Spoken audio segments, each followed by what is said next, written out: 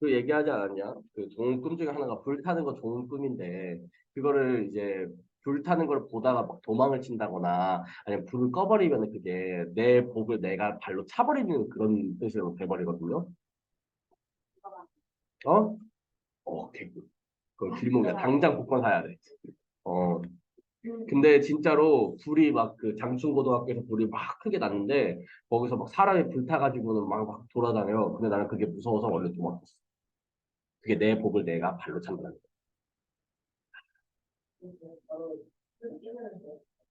좋지. 새벽 4시 이전이어야 돼. 잠자는 시간이 새벽 4시 이전이고 눈 떴을 때 그게 새벽 4시 이전이야. 새벽 4시 이전까지가 먹히는 꿈이라고 얘기해. 가능한 꿈. 근데 여튼지간에 그러고 나서 복권을 바로 샀죠. 일단 좋은 꿈이니까. 복권을 산 다음에 바로 또 뭐 했냐면은 그 우리 뽑기에 있어. 그 고양이 캐릭터 있거든요. 확률 10배짜리. 그게 그럼에도 불구하고 확률이 0.001%? 0.01%? 그 정도거든요. 두 번 만에 뽑았어. 어, 복권은 숫자가 단 한 개도 안 맞았어. 어, 내복을 내가 잤죠. 네. 여튼 우리 언어와 국어의 이해부터 우리 한번 확인을 해보겠습니다. 우리가 이제 국어라고 얘기를 하는 것도 여러분들 다 아시죠? 여기서 확인하려고 하는 거는 언어의 본질, 그 중에서도 언어와 사고, 언어와 사회, 그리고 세 번째, 언어와 문화, 이 세 가지로 구분해서 보는 겁니다. 언어와 사고부터 우리가 확인을 해볼게요. 요거는 어떤 것들을 얘기를 하냐면은 언어와 사고의 관계 중에서 어떤 것이 일단 우선이냐? 어떤 것이 우선이냐? 학교에서 아마 배웠을 거예요. 언어와 사고 중에 어떤 것이 우선이냐? 두 번째, 언어와 먼저냐, 사고가 먼저냐라고 얘기를 하는 거 넘어서서 언어와 사고는 서로 상호 관계를 맺으면서 우리 발전해 오는 거다라고 얘기를 하는 관계. 그러니까 뭐 홈스키라든가 아니면은 뭐 소시르라든가 막 이런 사람들 막 얘기하면서 아마 배웠을 거예요. 근데 이거에 대해서 언어와 사고가 밀접한 관계를 맺고 있는 게 사실이다. 그러니까 사실 언어와 사고가 뭐가 우선이냐라고 얘기를 하는 문제에 대해서 일단 여러분들이 배우고 있는 책에서는 언어가 먼저라고 보는 소시르의 구조주의 언어학 입장을 먼저 따라요. 참 놀랍게도. 그렇기 때문에 일단 언어가 먼저라고 배우고요. 그렇지만 사고가 먼저인 경우도 있어요. 이거 예시 들어드릴게요. 근데 솔직히 여기서 이제 이야기하고자 하는 거는 언어와 사고가 밀접한 관계를 맺고 있다. 이거다라는 거죠. 성장 과정을 봅시다. 언어 능력과 지적 능력의 발달이 함께 이루어지는 것을 쉽게 알 수 있어요. 처음에는 밥, 엄마, 밥 이러다가 점점 성장하면 할수록 어머니 혹시 집에 밥 있을까요? 뭐 이런 식으로 물어본다거나 조금 더 성장하면 이제 그거를 더 간접적으로 어머니 식사는 하셨나요? 이런 식으로 이거는 뭐예요? 점점 사회 문화적인 맥락까지도 파악해서 공손하게 얘기할 줄 안다는 거예요. 뭐 식사하셨나요? 나 식사했지. 너는 식사했어? 이런 걸 유도한다는 거예요. 대화적으로. 요즘 여러분들은 어떤 수준이죠? 엄마, 밥. 발달을 안 했어요. 별. 여튼 언어를 습득하면서 지적 능력이 빠르게 발달하고 그 영향으로 언어 능력의 수준도 높아지게 된다. 결국 인간은 언어를 도구로 하여 생각하며 그 결과 사고력과 인지 능력이 점점 발달한다고 볼 수 있다. 언어는 사고에 영향을 끼친다라는 거죠. 그럼 언어가 사고보다 우선한다라고 얘기를 하는 거는 이런 예시들을 들 수 있어요. 우리가 성장함에 따라서 언어가 발달하고 사고력도 발달한다. 이게 함께 묶인다라는 것도 있고 우리가 예를 들어 이런 그림을 그립시다. 뭐예요? 얘는 이제부터 뭐예요? 아령이에요. 음, 아령이에요. 음. 언어에 종속돼서 생각한다라는 거예요. 우리가 이게 뭔지는 모르겠는데 대충 요거를 글을 적는 순간에 그렇게 인식이 된다라는 거야. 이거는 스키마 과정하고도 굉장히 큰 연관을 짓거든요. 뭐 어떤 막 설명을 해. 그러다가 내가 이거에 대해서 뭐 이거는 뭐야? 라고 얘기하는 순간 여러분들 생각 거기에 종속돼 버려요. 언어가 사고보다 우선이다라는 관계고요. 사고가 언어보다 우선이다라고 얘기하는 관계는 이런 것들이 있어요. 우리 이제 수민이 부족이 있습니다. 수민이 부족에서는요, 언어가 없어요.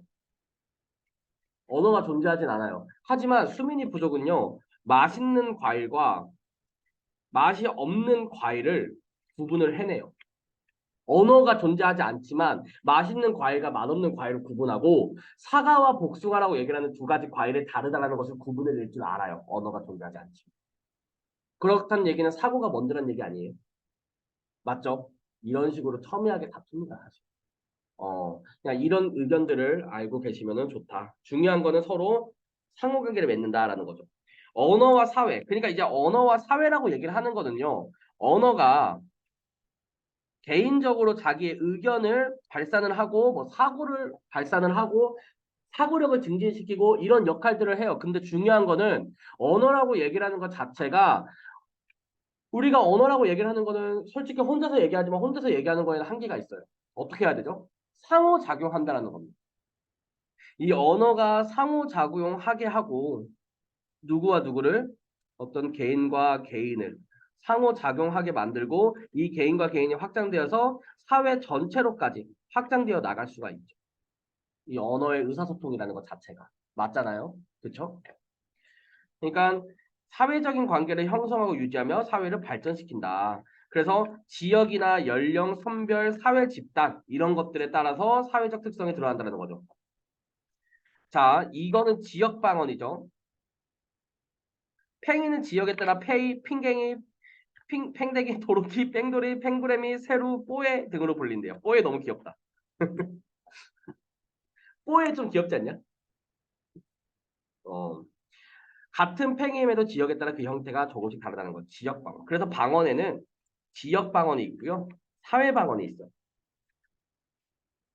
여기서 사회 방언이라고 얘기를 하는 거는 뭐 그 성별, 직업, 계층, 세대, 어, 아니겠죠? 연령, 나이, 기타 등등으로 나눠지는 것들이에요.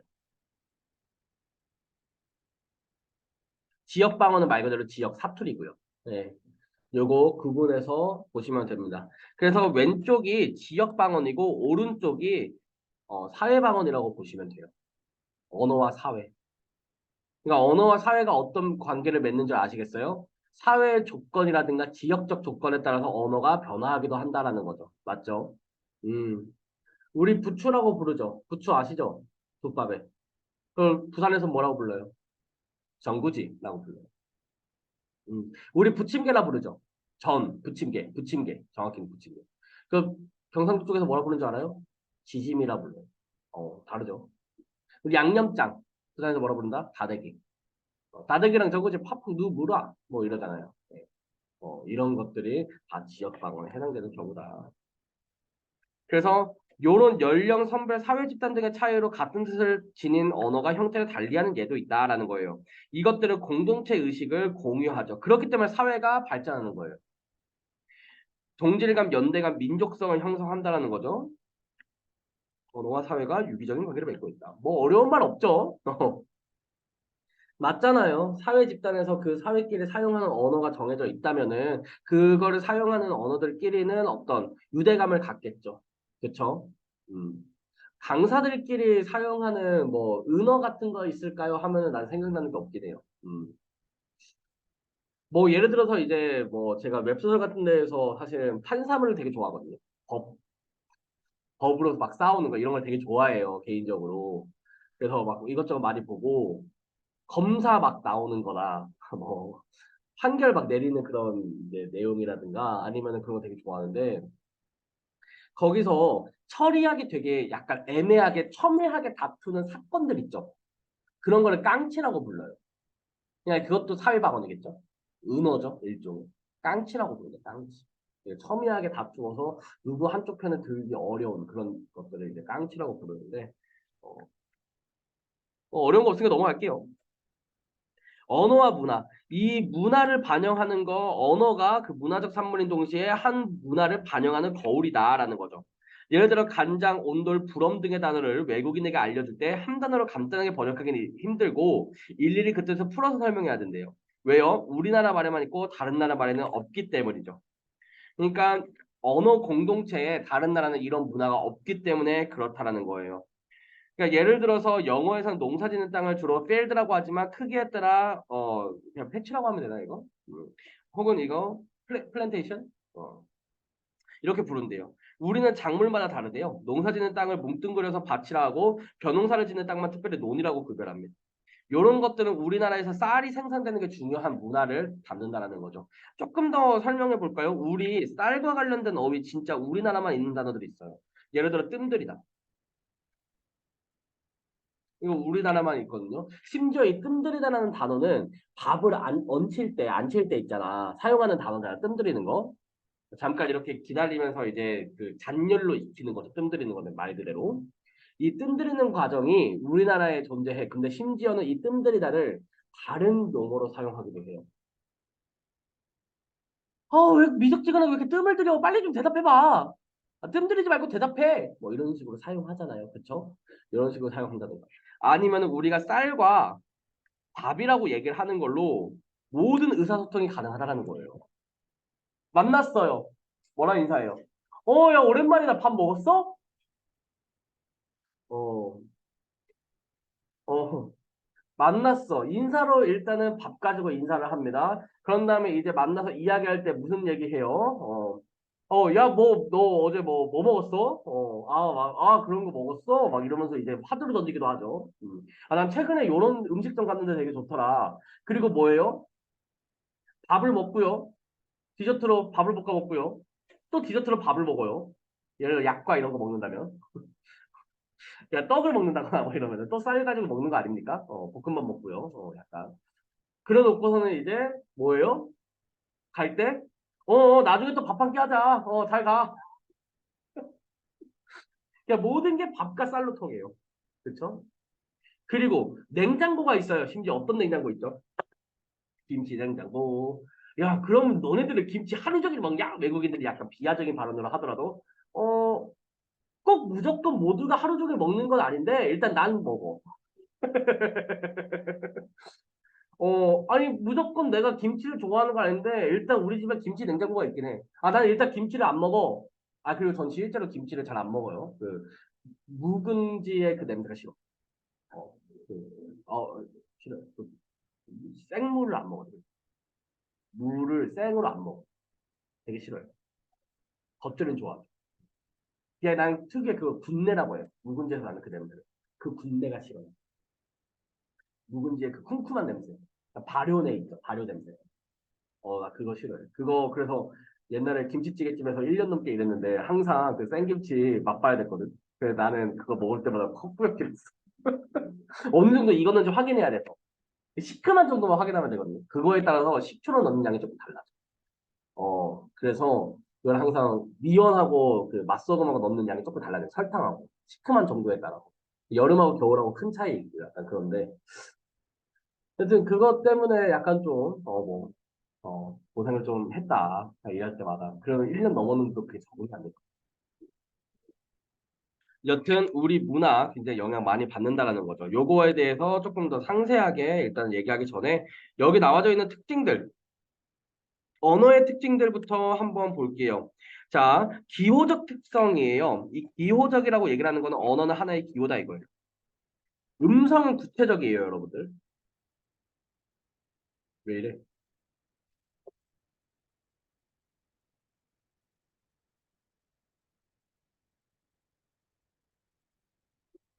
음성은 구체적이에요. 하지만 의문은 추상적입니다. 우리가 말하는 거는 물리적으로 말소리로 들려요, 여러분들에게. 맞아요. 내가 보나 하면 너는 듣고서는 보나라고 이제 듣고서는 이제 대답을 할 거고 수민아라고 얘기를 하면은 수민이도 듣고서는 이제 듣는다고. 근데 중요한 거는 음성은 구체적이에요. 우리가 여기에 의문적인 어떤 효과가 없어도 여러분들은 이 모든 언어는 소시르대로 설명을 하자면은 그 단어가 기표와 기의로 나눠져요. 우리 기표라고 얘기를 하는 거는 바깥으로 나오게 되는 어떤 소리, 빠롤이라고 얘기를 하고요. 그 언어 개별적 특성이고 기의는 우리가 이게 랑그라고 얘기를 하는 우리 내재된 그런 생각들이에요. 예를 들어서 쉽게 설명해 드릴게요. 나무라는 단어가 있어요. 여러분들 이걸 보는 순간에 뭘 떠올리죠? 어떤 나무? 막 별의별 나무 같은 얘는 소나무, 뭐 우영나무, 얘는 뭐 벚꽃나무 이렇게. 맞죠? 그 수많은 랑그 속에 있는 것들을 대표적으로 나타낸 빠롤이 바로 나무라는 거야. 근데 중요한 건 이 나무는 굉장히 추상적이지. 왜? 이거 각각의 의문으로 나와져 있잖아요. 이게 왜 추상적이야? 이걸 외국인이 본다고 생각해. 어떻게 느끼겠냐? 한국어를 아무것도 몰라. 근데 이걸 봐봐. 어떤 뜻이 전해져? 여기? 아니요. What a beautiful picture. 이렇게 얘기하겠지. 아무런 뜻도 모른단 말이야. 굉장히 추상적인 거예요. 이게 구체적으로 어떤 의미를 전달하기 위해서는 이 기가 이 안에 들어와야 돼요. 그래서 모든 기만 존재한다면 언어는 추상적이지만 의미를 전달할 수 있습니다. 실제로. 맞잖아. 예를 들어서 이거야. 아무것도 안 해요. 소리만 냅니다. 소리만 낼게요. 자, 보은이가 선생님 일찍 끝내주세요. 음, 음, 의미 전달됐지? 맞잖아. 물리적인 소리만을 전달했음에도 불구하고 뜻이 전달됐어. 이거는 기가 그 안에 있다는 거. 보통 이런 식으로 사용되면 너는 부정의 의미를 전달하는구나를 넌지시 배웠을 테니까. 살아가면서. 자, 근데 너네가 이 수많은 기 중에 하나로 기표가 이렇게 나무라고 적게 된 거잖아요. 그러면 이거를 나무라고 적게 된 필연적인 이유 있습니까? 필연적인 이유가 있을까요? 그러니까 요게 이제 나무라고 적힌 거는 하나님이 내리신 법칙이야. 자연의 법칙이에요. 이렇게 안 쓰면 죽어요, 너. 저주 받습니까? 아니요. 그런 거 없어요. 그저 이거는 필연적 이유가 없이 스스로 뜻을 가지게 된 거죠. 이것을 우리는 자의성이라고 얘기를 합니다. 필연적 이유 없이 스스로 의미를 담기 시작해요. 자의성이라 해요. 그럼 이 자의성이라고 얘기를 하는 거는 어떤 식으로 얻어지게 된 거다? 사회의 약속으로부터 얻어지게 된 거라는 거죠. 이거를 사회성이라고 해요. 확인? 그러니까 어떤 언어가, 단어가 그 뜻을 가지게 된 데에는 사회적인 약속이고 사회적인 약속은 필연적인 이유는 없어. 그럼 필연적인 이유가 없어요. 이거는 자의성이라고 얘기를 하고요. 우리가 요거를 사회적인 약속으로 얻게 됐어요. 뜻을 이거는 사회성이라고 해요. 근데 중요한 건 모든 언어는 시간의 흐름에 따라 조금씩 변화하거나 아니면 사라지기도 하고요.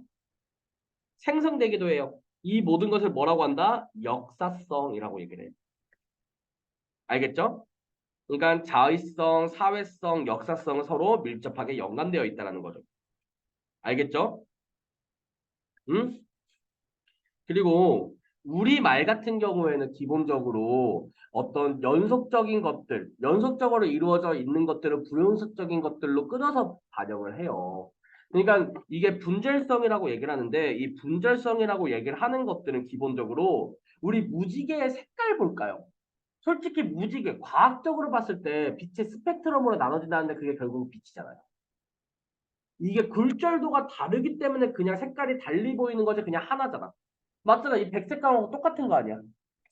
맞잖아. 이 백색감하고 똑같잖아. 근데 우리는 요거를 어떻게 인식해, 무지개를? 무지개도 결국은 백색감인데 그냥 빛의 스펙트럼이 굴절 때문에 그냥 달리 보여서 결국 하나인데 일곱 가지로 분류한단 말이지, 우리나라는. 어떻게 끊어서 봐요? 빨간 옷도 파란 옷. 이렇게 끊어서 인식하는 거. 우리는 분절성이라고 얘기를 합니다. 세상을 끊어서 인식을 해요. 시간이라는 것도 연속적이죠. 근데 우리 그 시간을 어떻게 끊어서 봐요? 1시, 2시, 3시. 맞죠? 우리는 그렇게 인식을 해요. 요거다라는 거고요. 왜 갑자기 빨리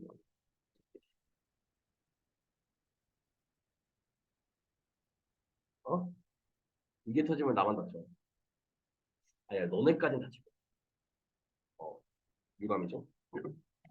그렇게 언어의 기호는 수는 제한되어 있고 실제 세계에 존재하는 대상은 무한하기 때문에 언어는 대상들 사이에 공통된 속성을 뽑아서 말소리의 의미를 연결한다는 거죠. 이걸 추상성이라고 얘기를 해요. 이 추상성이라고 얘기를 하는 게 이 수많은 기호 중에 하나를 뽑아낸 거죠. 추상성이라고도 하고 사실 기호성이라고도 얘기해요. 어. 추상성 어떤 말인지 알겠죠? 우리 수많은 나무라고 얘기했을 때 떠올리는 개념들이 니들 머릿속에 있다고. 랑드라고 했죠. 여튼 그 개념들을 하나로 딱 빠를 뽑아냈다고. 그게 뭐야? 수상성이라는 거. 알겠지? 그리고 언어의 구조적 특징에는 창조성, 체계성, 규칙성이 있다. 창조성은 무한히 생산할 수 있다. 창조성이고요. 그런 다음에 이런 것들이 만들어질 때는 일정한 구조를 이루도록 규칙에 적용된다. 이거를 규칙성이라고 해요. 이 규칙성이라고 얘기하는 거 단순히 예시 드릴게요. 우리나라의 단어를 음절을 구성하는 어떤 요소들은 어떤 게 있다? 음절을 구성할 때는 초성, 중성, 동성으로 구성해요. 맞습니까? 그때 음절 핵을 이루는 것은 중성이에요. 이 중성만 있으면 일단 음절을 이뤄요. 맞잖아. 내 친구 오징어 있어요. 얘 뭘로만 돼 있는 거예요? 오는 중성만 있잖아요. 초성의 이응은 없는 이응이에요. 이거 초성의 이응이 없어요. 없는 거예요라는 표현도 틀린 표현이에요. 그냥 이거는 중성만 있는 거야. 그냥 구성할 수 있는 녀석이 초성, 중성 이렇게 구성할 수 있고요. 중성만으로 구성할 수 있고요. 아니면은 초성, 중성, 종성 구성할 수 있고요. 아니면은 중성하고 종성 이렇게 나눌 수 있죠. 그러니까 의문을 구성할 수 있는 요소는 이 네 가지야. 구조가. 맞잖아. 이거 말고는 없어. 어. 이런 규칙이 존재하죠. 맞죠? 요거를 요렇게 쓰면 안 되잖아요. R이라는 단어를 예를 들어서 이렇게 쓰면 돼요, 안 돼요? 안 되죠. 그렇죠? 이런 체계성과 규칙성을 토대로 할 때 유한한 기호로서 무한한 표현을 생산할 수 있다, 해석할 수 있다, 창조성이죠. 수많은 단어들이 창조가 된다, 창조성이고요. 어떤 체계와 규칙을 가지고 있다라고 얘기를 하는 게 체계성과 규칙성이라고 얘기를 합니다.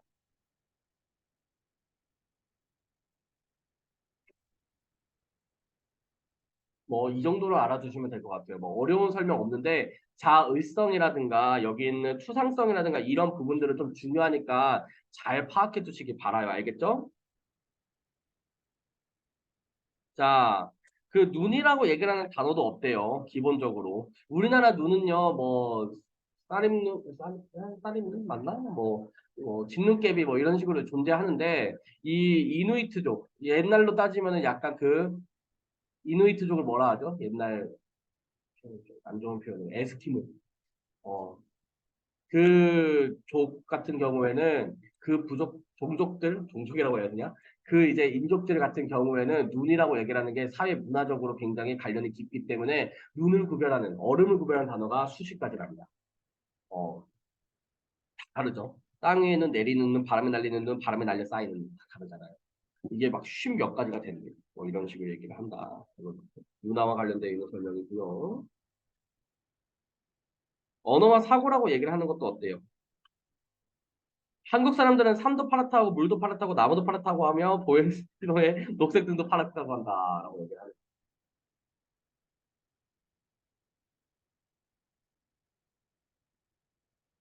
왜 왔어?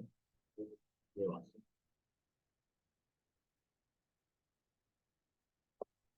왜 왔어?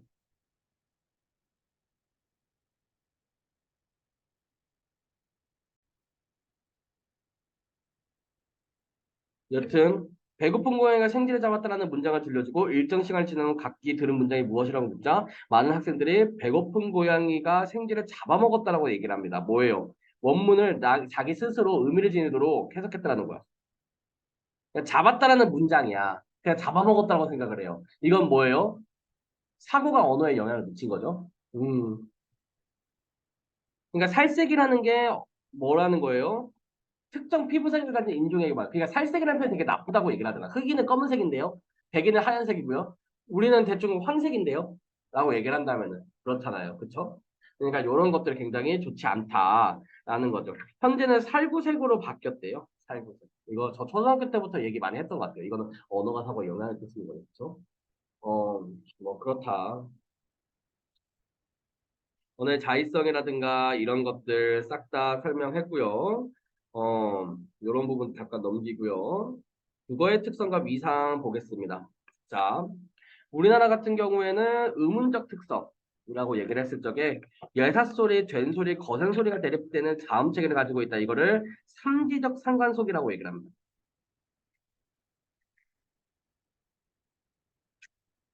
기본적으로 많은 언어들이 유성음과 무성음의 대립을 이루어요. 이건 이지적 상관속이거든요.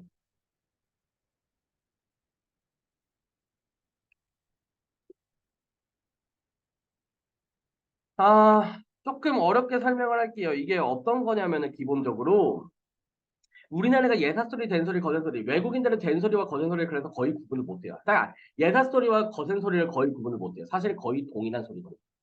우리가 지금 요거 이제 의문에서 이제 나타나는 어떤 최소립생과 이런 것들을 오늘 설명하기는 조금 힘들 것 같고 여기 나오는 예사소리, 된소리, 거센소리의 대립이라고 얘기하는 우리나라 국어의 특징은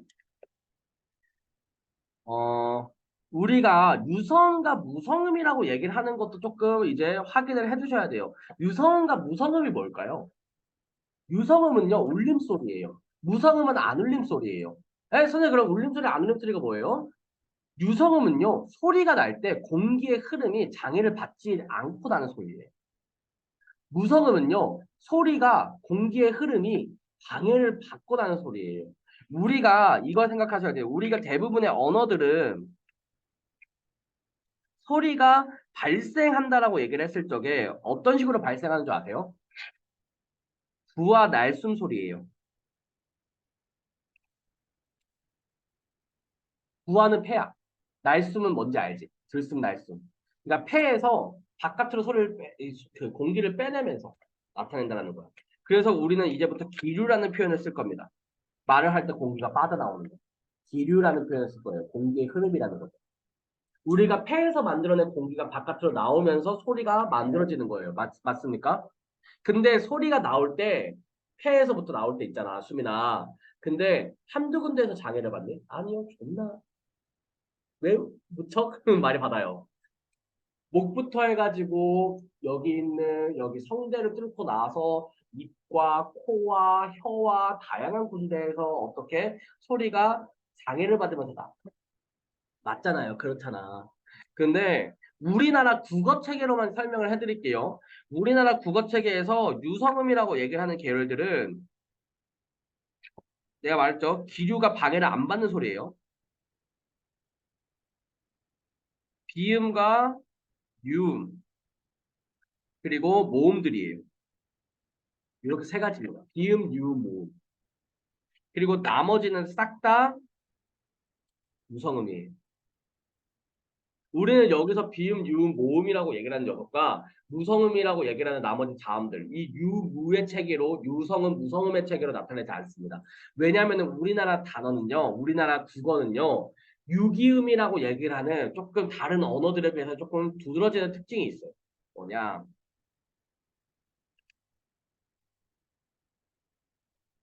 자음 중에서 유기음이라고 있어요. 이거는 뭐냐면은 기식성이라고 얘기를 하는 성질을 가지는 건데요. 지식성이라고 얘기를 하는 거는 성대에서 마찰이 시게 이루어지고 기본적으로 소리가 발음이 날 때 있잖아 얘들아.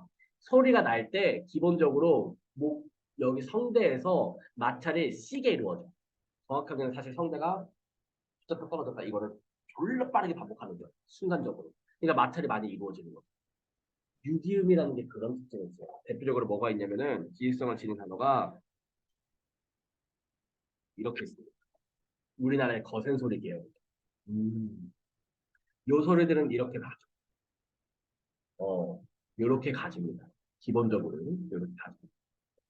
근데 중요한 거는 여기서 긴장성 뭐 이런 것들 막 어려운 설명들 다 빼놓고 유기음이라는 말만 좀 기억하세요. 지식성이라는 거 뭐라 그랬죠? 성대에서 많이 일으키는 단어 이렇게 기억을 하시면 돼요. 티읕, 티읕, 피읕 있어요. 근데 요게 기본적으로 우리는 그래서 예를 들어 칼이라든가 갈이라든가 뭐 깔, 이 단어 세 가지, 물론 뭐 각각은 없는 단어일 수도 있어요. 하지만 우리는 이 세 가지를 구분 정확하게 합니까? 해요. 맞죠?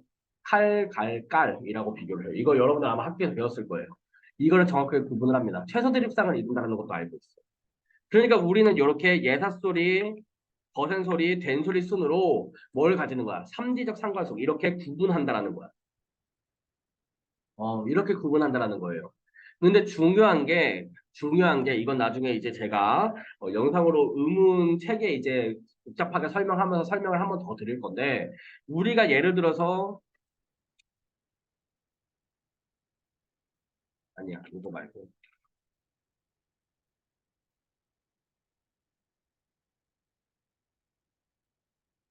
이런 단어가 있어요. 세 가지가.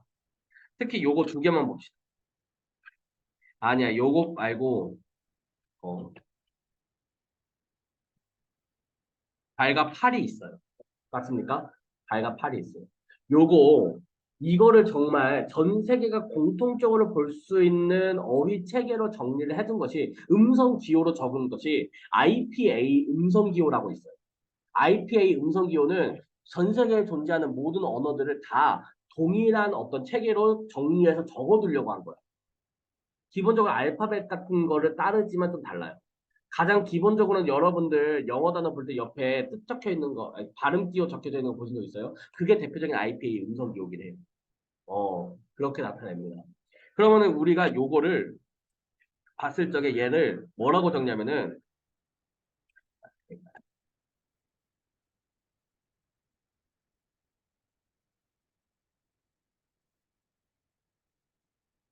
이렇게 적어요. P야. P는 우리가 피읍 정도로 생각을 하죠. 그래서 우리 로마자 표기는 피읍 부분을 P로 하잖아요. 그렇죠? 근데 요거는 정확하게 팔은 뭐냐면은 이런 식으로 뭐냐면 이 H가 기식성을 획득했다는 소리야. 어때요? 같은 피계열이란 말이야. 근데 이거는 유성음과 무성음의 대립이 아니라 둘 다 무성음이죠. 근데 우리는 요거를 이 여기 있는 요 성분만큼을 구분할 줄 알아. 맞지? 우리는 이걸 구분할 줄 안다고. 발과 팔. 실제로 발이라는 발음을요. 발. 이거를 이 역학 구조 이런 걸 분석하는 걸 스펙트로그램이라 하는데 그걸로 에너지 분포를 조사하잖아요. 여기 있는 요 녀석과 큰 차이가 없어. 오른쪽 녀석과 큰 차이가 없어. 그냥 외국인들이 이걸 구분을 못하는 거야. 그러니까 항상 그래. 팔이 아파요. 이런데 뭐 발이 아프다고 팔이 아프다고 이런다고. 외국인들이 힘들어하는 발음 중에 하나다. 미국권이라든가. 팔이 아파요. 막 이런다. 근데 우리는 그걸 정확히 구분하죠. 어. 근데 그래서 외국인들은 이런 것들을 구분을 못한다. 삼지적 상관속이 아니라 유성과 무성의 대립으로만 이야기하기 때문에. 하지만 우리는 요거를 구분할 줄 안다. 왜? 우리는 예사소리, 거센소리, 된소리를 구분할 줄 알기 때문에. 삼지적 상관속을 지니기 때문에 라는 거죠. 반대로 그러면 요런 거예요. 달이라든가 달이라고 있어요. 요거를 우리는 요렇게 적고요. 요거를 우리는 요렇게 적어요. 맞나요? 요런 식으로 적어요. 자, L은 대표적인 무성음이에요. R은 대표적인 유성음이에요. 외국인들은 이 두 개의 차이를 정확하게 구분한다는 거예요. 무성음과 유성음으로 나는 차이. 우리는 사실은 이걸 나중에 제가 영상을 찍어서 올릴 건데 그 뭐야 자유발화는 기본적으로 의문으로 설정을 안 해버리거든요. 그러니까 인식을 안 해요. 그러니까 뭔 소리냐면 우리는 달이라고 하든 거기 들어가는 마지막 리을을 그냥 같은 리을로 봐. 근데 외국인들은 그 리을을 하나는 R로 하나는 L로 본다라는 거야. 느낌을. 우리는 그게 무슨 느낌인지 잘 모르겠죠. 솔직히 모르겠지. 모르겠지. 근데 외국인들은 그게 구분한다라는 거. 다르다라는 거. 인식하는 체계가 다르다라는 거. 어. 그래서 실제로 우리가 이거는 아까 전에 제가 자유발화는 뭐 의문으로 설정 안 한다 했는데 이게 얼마나 쉬운 말이냐면은 우리는 라면이라 하든 라면이라고 하든 뭐라 인식해요? 라면을 인식해. 라면이라고 하든 라면이라고 하든 라면이라고 하든 똑같이 인식한다. 이건 뭐냐? 라면 찬선음으로 인식하든 라면 이거를 L 붙여서 나오는 무성음으로 인식하든 라면이라고 얘기를 하는 설치음으로 인식을 하든 저 지금 다르게 발음했어요. 세 개. 참고로 물론 놀랍게도 이걸 똑같이 라면으로 발음한다는 인식한다는 거. 똑같죠. 하지만 외국인들은 이 세 가지를 다르게 구분하는 거. 그러니까 외국인들한테 이 세 가지는 다른 단어일 수 있어. 뭔 말인지 알아? 외국인들은 이 세 가지가 다른 단어일 수 있어. 여튼 그렇다는 거죠. 이게 의문적 특성이에요. 이거 더 상세하게 설명을 해드려야 됩니다. 이거 문제 무조건 나와. 다 배운 거예요, 니들 학교에서 참고로. 이런 거 가지고 너무 어려워하지 마요. 기본이에요. 예. 어휘적 특성 봅시다. 이건 쉽죠, 이제. 고유어, 한자어, 외래어, 산문체계다. 고유어, 외래어, 한자어. 이거 모르면 나가야죠. 예. 두 번째, 음성 상징어가 풍부하게 발달되어 있다. 이거 몰라도 나가야죠. 우리 색채어 굉장히 발달되어 있다. 친족어, 호칭어들 굉장히 발달되어 있다. 친족어 같은 건 뭐야? 우리 사촌, 조카 뭐 이런 거 엄청 복잡하게 돼 있잖아. 막 사돈의 팔촌, 막 사돈 뭐 이런 표현들 있잖아. 맞잖아, 그치? 어, 그냥 우리 뭐 사촌 누나, 뭐 사촌 오빠, 사촌 조카 뭐 이런 거 뭐 있어? 외국은 그냥 커슨이지. 아니면은 그냥 younger brother, older brother 뭐 이거 아니야? 그쵸? 문법적 특성 볼게요. 우리나라 높임 표현 굉장히 발달돼 있다. 그리고 기본 어순이 주어, 목적어, 서술어로 이루어져 있다. 하나 더 보자면은 하나 더 보자면은 우리 기본적으로 교차거다. 교차거라고 얘기를 하는 거는 어떤 체연의 조사나 아니면 용언이라고 치면은 어미가 활용되는 녀석을 교차거라고 해요. 불절어 있어요. 대표적으로 영어입니다. 뭐 있어요? go, went, gone. 문법 체계가 뭐예요? 단어 자체가 바뀌면서 문법 체계를 나타내죠. 우리나라는 이걸 어떻게 나타내요? 가다, 갔다 이런 식으로.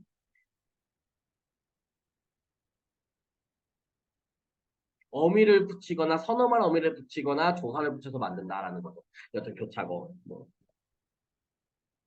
담화적 특성. 담화 상황에 따라 어순을 비교적 자유롭게 바꿀 수 있다. 어, 예빈아 밥 먹었어? 먹었어. 밥? 예빈아? 예빈아 밥 먹었니? 뭐 어순 마음대로 바꿔서 해도 어디 가면 뜻이 다 통하죠. 주어나 목적어 같은 필수적인 선물을 생략할 수 있죠. 같이 갈까? 밥 먹으러. 생각해도 말 통한다. 예시잖아요. 있으면 그딴 표정 짓지 마. 잼민퍼치 마렵게 하네. 긍정 질문이냐 부정 질문이냐에 따라서 대답을 달리한다라는 거죠. 어, 세계 속의 한국어, 한국어 진짜 많이 사용하고 있어요. 그래서 저도 외국인에게 한국어를 가르치는 그 한국어 교원 자격증을 이제 내년도에 따려고 준비 중에 있죠.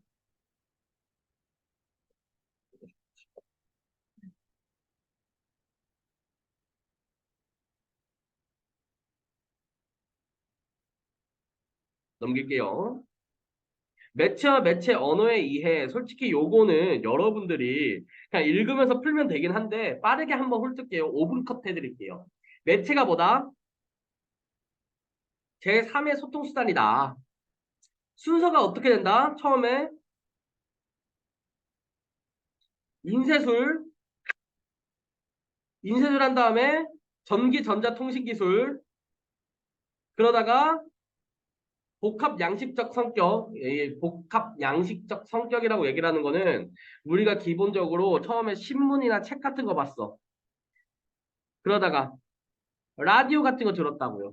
그러다가 TV 같은 거 보죠. 그러다가 스마트폰 갑니다.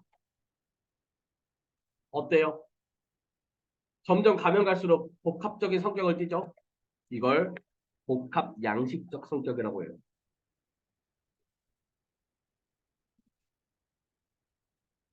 신문이나 책은 다 시각적인 거 아닌가요? 라디오는 뭐예요? 청각이죠. 근데 TV는 어때요? 시청각이죠. 근데 스마트폰은 어때요? 시청각 더하기 뭐도 할 수 있다? 즉각적인 참여 같은 거를 만들어내기도 한다라는 거죠. 실제로 매체 문제 중에 요즘은 뭐 인터넷 방송이라든가 아니면은 막 채팅 치는 거 있죠. 막 그런 걸로도 문제가 돼요. 어.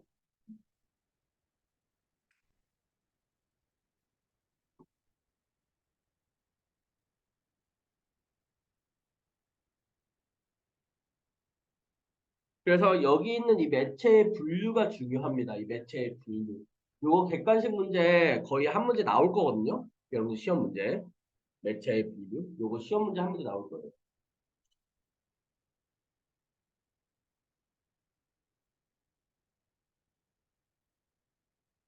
기록하는 양식에 따라 인쇄 매체, 전자 매체, 정보의 유형에 따라 시각 매체, 청각 매체, 시청각 매체, 전달 범위에 따라 개인과 매체, 대중 매체, 소통 양식에 따라 단반향, 양반향, 목적과 기능에 따라 언론 매체, 광고 매체, SNS를 누리 소통망이라 해요. 공식적인 우리 그 국어 표현으로. X 있죠. X는 누리 소통망이에요. 아시겠어요? 진짜 그 트위터가 아니라 X더라. 약간 좀 신기하더라고. 일론 머스크. 어, 그, 어?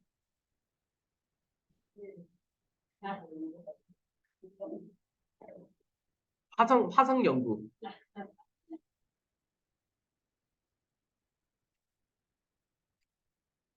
매체 언어, 각각 매체에 따라서 사용되는 언어가 조금씩 다르다. 정보 전달, 설득, 친교 및 정서 표현 이렇게 나눠지게 되죠.